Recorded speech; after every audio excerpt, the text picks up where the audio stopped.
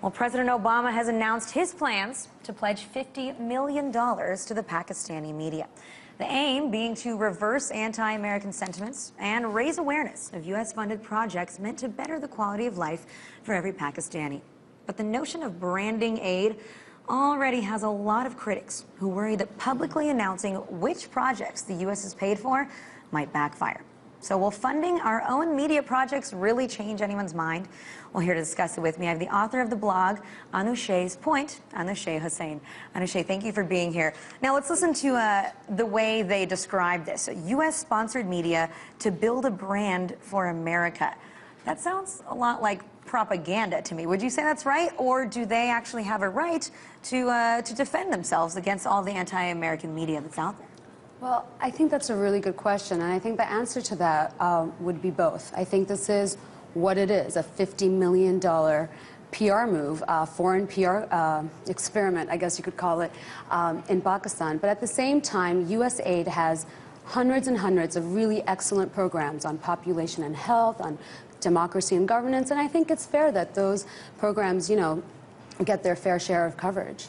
But do you think then that perhaps other people will look at those media outlets that are working with the U.S. government, that are getting this aid, and only point more fingers, only say that now you're working hand in hand, you're in the pocket of the U.S. government? I think that's a very good question, and I think that's a really realistic possibility. South Asians are notorious for being conspiracy theorists, so I definitely think that there's a risk in that. Post 9/11, it's always been like that in the Muslim world, It's kind of a catch-22 for the U.S. They're working with local media groups, local NGOs, any people on the ground. You always have to be careful because those are accusations that could be hit at you. So with this new program, do you think that they have any chance of it working, of convincing the Pakistani people to trust America? Maybe. We don't know. We'll have to see how it all works out. But at the end of the day, I think the U.S.'s actions are much more important than their words, than their PR moves. I mean, there's a really large issue of the war that's raging in Afghanistan next door, of the tensions in the Afghanistan-Pakistan border, of the drone attacks that the U.S. are conducting in Pakistan. There's a huge issue of mounting civilian casualties. So I think ultimately that is what the U.S. is going to be judged on, not their millions and millions of dollars that they pour into the publicity that they're trying to buy. But aside from the publicity, I mean, they're pouring millions of dollars into new programs, into aid to help infrastructure, education, energy. Do those not count? No, of course they do, and that's what I said earlier. I think that it's really important that these kinds of programs that USAID has, receives coverage. But USAID has been doing these programs not just this year. It's been going on for over 30, 40 years. I know in Bangladesh since 1971, the U.S. has poured almost $5 billion in aid. And it's even more in Pakistan. You've got your U.S. aid, but you also have military aid. So, of course, the positive work that the U.S. does definitely deserves its fair share of coverage. And, I mean, for years, you said they've been pouring aid for years into Pakistan, but for years, hasn't the media been very skeptical of America? And do they actually help shape the thoughts of the people there? Well, I think definitely they do, but you have to understand that the U.S.-Pakistan relations have changed. It wasn't always like this. The Pakistan role in the U.S., the relationship has changed since this Afghanistan war. You've got drone attacks that the U.S. is committing inside Pakistan. So yes, the media, of course, shapes what the public views, but also, like I said before, you can buy the coverage that you want, but people are ultimately going to judge not what they read, but what they see.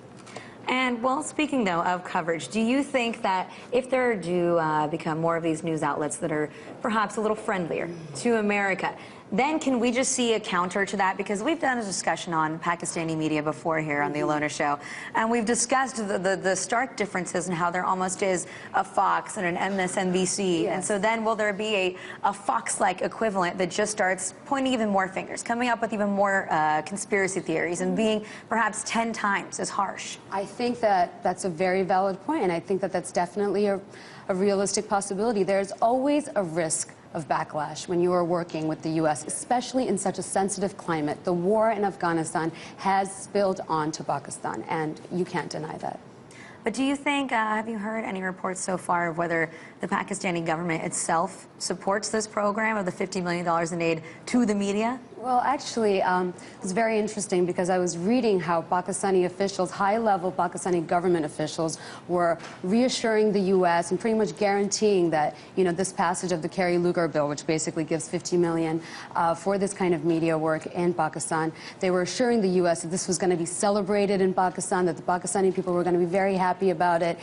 And, I think we all know that government officials don't always reflect what the people think. So we have yet to see if the passage of this bill is going to be celebrated in Pakistan or not. How many people in Pakistan actually read a newspaper or watch TV?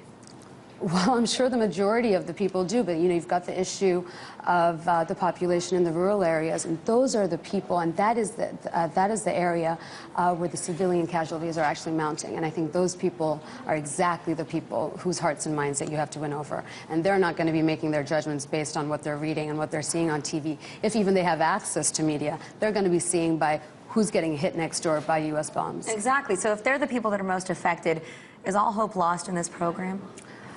Well, let's not be too negative here. We don't know. I mean, maybe there is a possibility. I think the U.S. needs to be clear about exactly who they're trying to target. Are you trying to target the people, in the cities, in the urban populations? Or are you trying to target the people in the rural areas?